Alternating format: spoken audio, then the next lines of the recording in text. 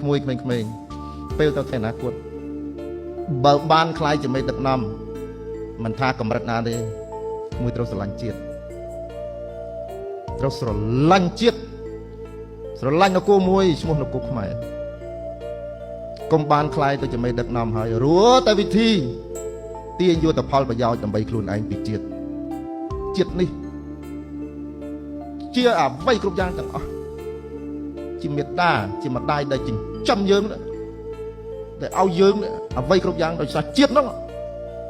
អញ្ចឹងទៅថ្ងៃអនាគតខ្លាយជាមេដឹកនាំកូនត្រូវតែស្រឡាញ់ជាតិហើយជាតិនេះសំខាន់ណាស់បើយន់សេចក្ដីស្លាប់ថ្ងៃនេះកម្ពុជានៅតែមានតែបើកម្ពុជាស្លាប់ថ្ងៃនេះយើង7កណ្ដប់លានអ្នកងាប់ទាំងអស់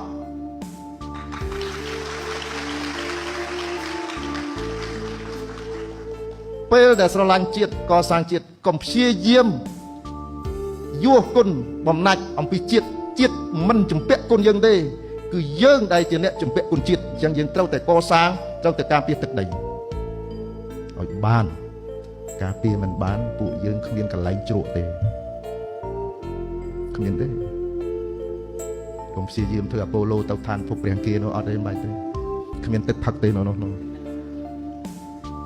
អត់ទេហើយគ្មានអ្នកណានឹងចែករំលែកទឹកដីឲ្យយើងទេអត់ទេស្រឡាញ់ហើយពេលដែលឡើងខ្លាយទៅជាមេដឹកនាំកម្រិតណាក៏ដោយស្រឡាញ់ទាំងអស់នៃប្រជាជាតិ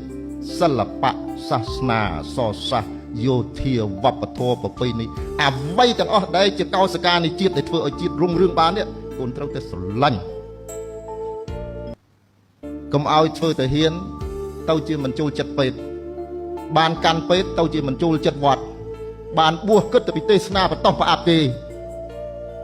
អត់ទេជាតិនេះវាត្រូវការគ្រប់ជ្រុងទាំងអស់